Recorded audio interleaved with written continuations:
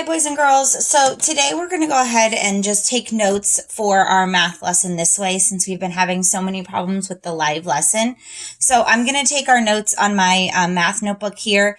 I'll show you a couple examples, and then during the math time that we were supposed to have as live, I'll have open for questions if you need to have additional help. So you're going to need your math notebook. Remember, a notebook is a place that we put our notes in that says math. It's where you've been putting your rounding notes. It's where we put our notes last week. You're also going to need the small, skinny math book, the small, skinny one that says additional practice workbook. It's the one we've been doing with Mrs. Weinkeinen, and we're going to be on a page 103. Okay, so small math book, 103, a pencil, and your math notebook. Pause the video if you need to get your supplies and then come back when you're ready. So today we're going to be talking about estimating. So at the top of your paper, you're going to write estimating. And estimating means that we need to round and then add or subtract. So estimating means that we round first, which is what we've been working on the last 2 days, and then we add or subtract. Because what we're trying to get is an about answer. We're trying to get an answer that is close to the real answer to make sure that what we're going to do when we actually add and subtract the numbers is right. If we get an estimate of 100, but we get an actual answer of 500, we're off somewhere. Something's not right. And so estimating helps us as mathematicians make sure that we're doing our work correctly. Okay? So what we're going to do is model first. I'm going to model two different ways. The first way is if it asks us to estimate to the tens, which would be a close answer to the actual answer. So if we estimate to the tens, that's what we're going to work on first, okay? Or round to the nearest 10 and then estimate. So the first problem we're going to write is 218 plus 466. 218 plus 466. Okay, we're going to put a line because what we're going to do is write our estimates or our rounded numbers here and then add that up. So to start, we're going to start with 218. We're going to make our vertical number line just like we've been doing. I'm rounding to the tens, so I look in the tens place. There's 110, which is a 10. And if I'm counting by tens, then this number at the top would be 20 because it's 10, 20. And halfway between would be 15.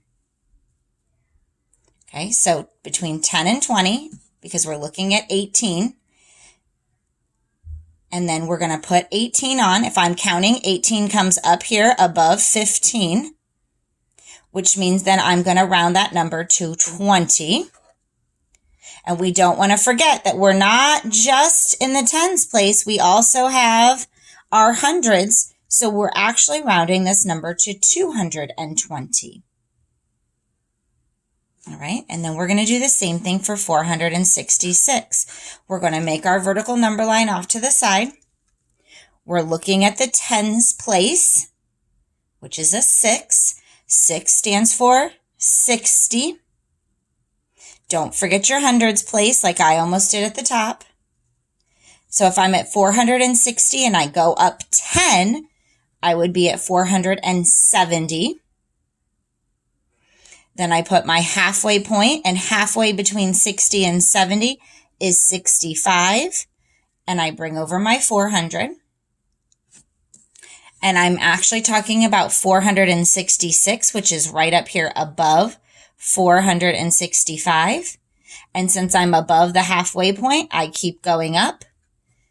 So 466 is about 470. And now I'm going to add my two rounded numbers. 0 plus 0 is 0. 2 plus 7 is 9. And 2 plus 4 is 6.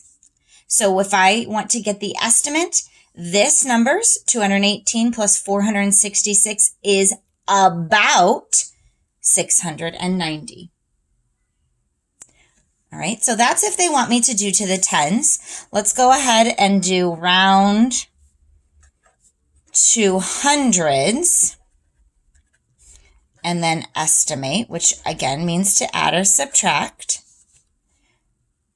Round to hundreds, then estimate. So let's do 514 plus 258 are my actual two add-ins. First thing we need to do is round both numbers. So I'm going to start with 514. I make my vertical number line off to the side. Since I'm rounding to the hundreds place, I'm going to underline the 5 in the hundreds place. 5 in the hundreds place means 500. If I'm counting by hundreds and I go up 100, that would put me at 600. And then halfway between 500 and 600 is 550. Okay, now that I have my vertical number line, I'm going to look. I'm talking about the number 514. And if I wanted to, I could just look at 14 and think about 50. Is 14 more or less than 50? And I know it's a lot less than 50. So I'm going to put my number on my number line here. And that tells me I'm going to round down. So 514 is about 500. Okay, let's do 258. Put my vertical number line. Underline my hundreds place because that's where it's asking me to round to. I have a 2 in the hundreds place, which means 200. If I'm at 200 and I go up 100, I land at 300. 200, 300. And then my halfway point would be 250. Now let's look at our number. We have 258. If this is 258 would be more. So I'm going to put my number on my vertical number line. And since I'm above the halfway point, I go up. So 258 is about 300. And now that I've rounded, I'm ready to estimate. 0 plus 0 is 0. 0 plus 0 is 0. 5 plus 3 is 8. Okay. So that is our rounding to the nearest hundreds and estimating.